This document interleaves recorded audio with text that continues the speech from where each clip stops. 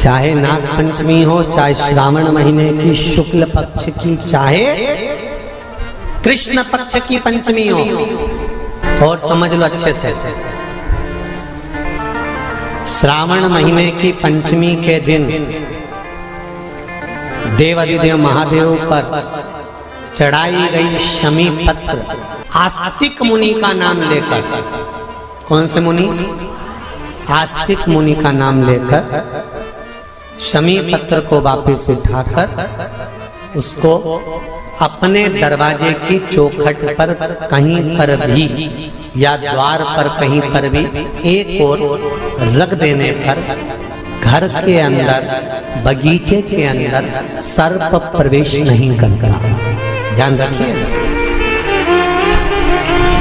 सर्प प्रवेश नहीं करेगा।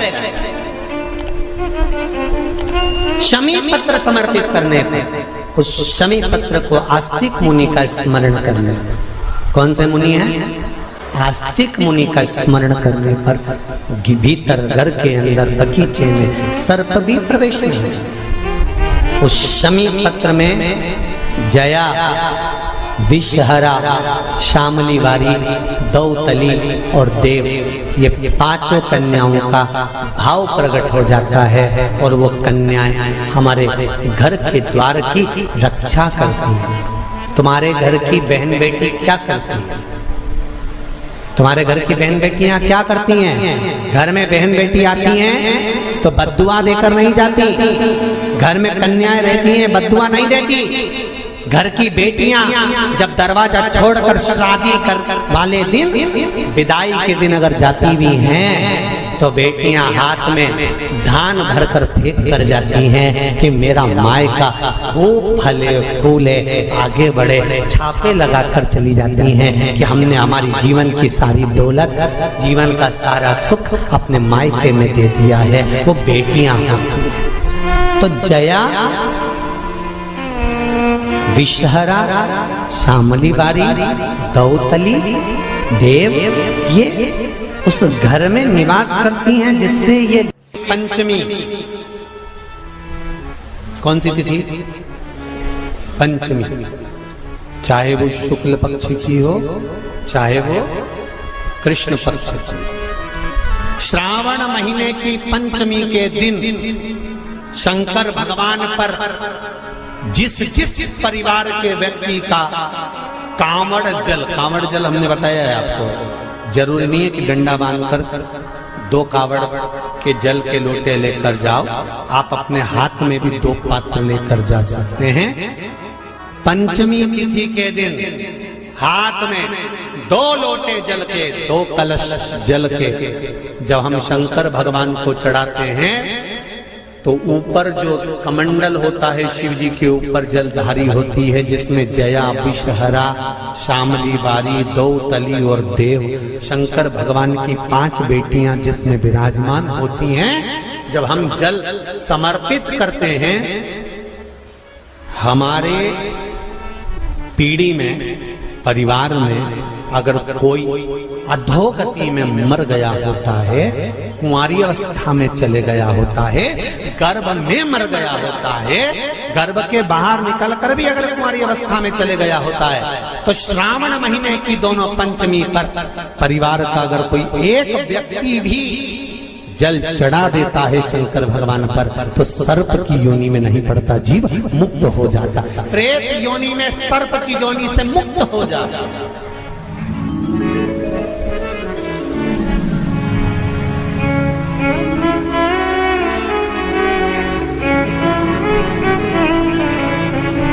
महाराज,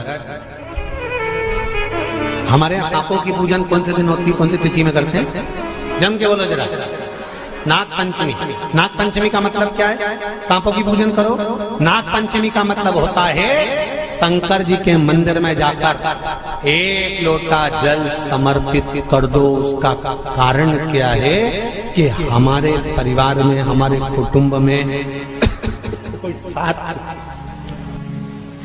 कुटुंब में, परिवार में कोई 7 पीढ़ी के अंतर्गत भी अगर कोई जीव तड़प रहा होता है, पड़ा हुआ होता है, उसकी मुक्ति नहीं होती है, तो पंचमी का चढ़ा हुआ जल उस जीव को प्राप्त हो जाता है और वो जीव तर जाता है, उसका फिर जन्म नहीं होता, वो तर,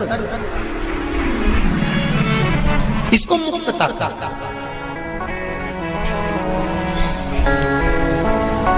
इसको मोक्ष कहता है।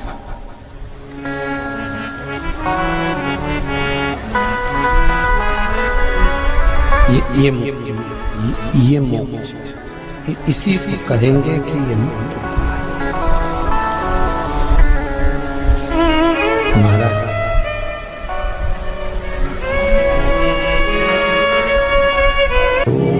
चाहे नाग पंचमी हो, चाहे श्रावण महीने की शुक्ल पक्ष की, चाहे कृष्ण पक्ष की पंचमी हो, और समझ लो अच्छे से,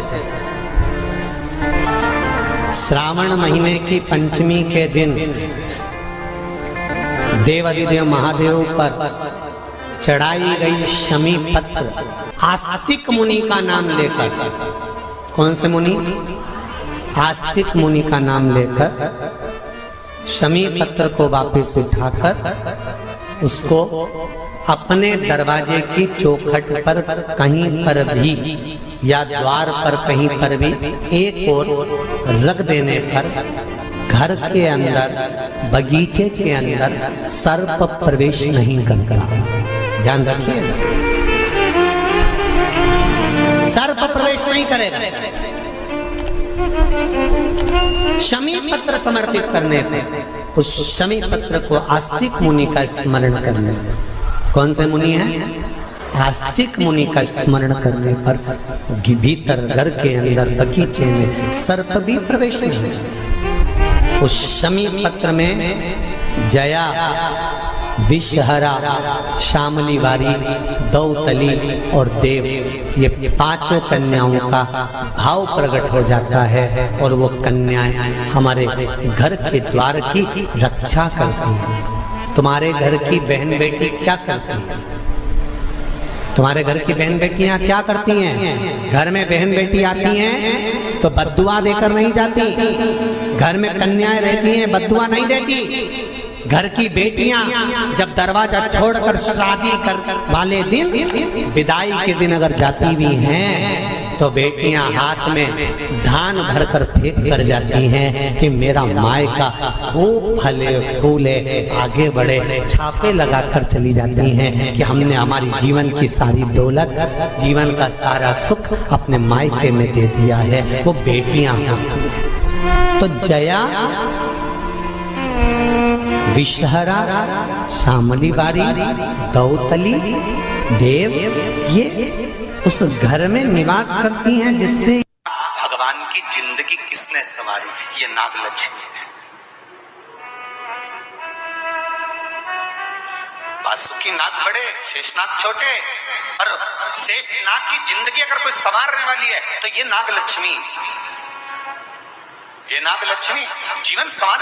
नागलक्ष्मी शिव जी की आराधना में लगी, शंकर के अनुमोदन में, शिव की भक्ति में दिन रात डूबी रहती, दिन रात।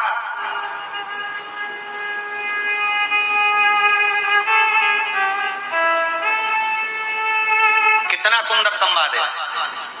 पान की बेल में, पान जानते हो? तांबुल, जो खाने वाला पान होता है। पान की बेल में चारों तरफ से बेल लगाकर नागलक्ष्मी उसमें बैठ कर शिव की आराधना करती थी। इसलिए आज भी शास्त्र के हिसाब से देखा जाए तो सबसे ज्यादा सांप, सबसे ज्यादा सर्प, सबसे ज्यादा नाग नागिन, सबसे ज्यादा सर्प अगर कहीं रहते हैं तो जहां पान की खेती होती है, जहां पर तांबुल उत्पन्न होता है, जहां पान की बेल होती है, सबसे ज्यादा सांप वहीं पर पाए जाते हैं।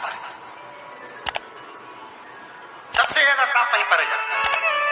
और जो पान उतारने वाले रहते हैं, पान तोड़ने वाले रहते हैं, पान बेचने वाले रहते हैं, जिनको हमारे यहाँ सहज भाषा में चौरसिया कहते हैं, इनका एक विधान रहता है कि सांप पान पान के उस बेल में चारों तरफ रमे रहते हैं, पान की बेल में सांप के बच्चे चारों तरफ भ्रमण करते रहते हैं, और चौरसिया पान उतारने वाला, बेल में से पान तोड़ने वाला सांप के बच्चों को उठाकर, सांप को उठाकर उधर रख देता है और पत्ते तोड़ लेता है, पत्ते तोड़ लेता। उसको सर्प नहीं डसते। क्यों? क्योंकि यहाँ पर वर है इन चौरसियाओं को। कई चौरसिया लोग सोचे होंगे कि हम नाग की पूजन करते हैं, हम सर्प की पूजन करते हैं, नाग पंचमी पे हम सर्प का स्मरण करते हैं, हमारे कुल देवता के रूप में हम सर्प पूजते हैं। पर कभी चौरसिया ने विचार करा कि आखिर तुम्हें कौन सा वर प्राप्त हुआ कि तुम्हें सर्प नहीं डसेगा? तुम्हें कौन सा वर प्राप्त हुआ कि सांप तुम्हें नहीं काटेगा? पान उतारते समय, पान तोड़ते समय, पान को ले जाते समय सर्प तुम्हें डस नहीं करेगा। क्योंकि जिस समय पर नाग लक्ष्मी भगवान शिव की आराधना करती है पान की बेल के पास में, उस समय पर एक सहज भाव में, एक ग्रामीण, एक सहजता उस नागिन को आते हुए देखता था, नाग लक्ष्मी को आते हुए देखता था। जो नागिन कभी तो सुंदर स्त्री का रूप, लक्ष्मी जैसा रूप बना लेती है, और कभी नाग का रूप बना लेती है। बड़ा विचित्र उसको लगता था। और वो एकांत में बैठा, इसने आकर देखा कि नाग लक्ष्मी सेवा में लीन रहती, किसी जीव को वहां आने नहीं देता। शास्त्र तो यहां तक कहता है कि जब नाग लक्ष्मी पूजन करती थी तो कहा, पूछा गया ये कोई जीव इसके पास में ना आए तो इसको बचाता था वो। एक दिन नाग लक्ष्मी जब बड़ी हो गई, देख लिया उसने इस ग्रामीण को, इस मानव को जब देखा जो चारों तरफ से किसी ना किसी रूप में नाग लक्ष्मी को रस ला कर देता है, प्रदान करता रहता है, कुछ ना कुछ तत्व देता रहता है। कितना सुंदर संवाद है महाराज। नाग लक्ष्मी जब पूजन करने शंकर जी की बैठती थी तो ये जो हमारे हिंदू धर्म में एक ऐसा भाव कहते हैं, शंकर जी के अभिषेक में गन्ने का रस, अनार का रस, मौसम्बी का रस, ये जो अभिषेक कराते हैं ना ब्राह्मण जन, तो ये कहते हैं ये रस चढ़ाइए, इस रस से भगवान का अभिषेक करना है, गन्ने का रस से, इस रस से शिव का अभिषेक करना।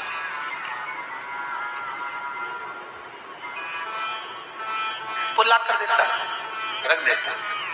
तो रोज नागलक्ष्मी को रोज आश्चर्य होता कि आखिर ऐसा कौन है जो लाकर रोज रख देता है, कौन है ऐसा?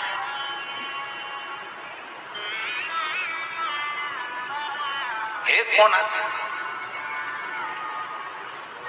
आज नागलक्ष्मी ने उस जीव को देख लिया, उस मनुष्य को देख लिया, तो चारों ओर से मेरी रक्षा करता,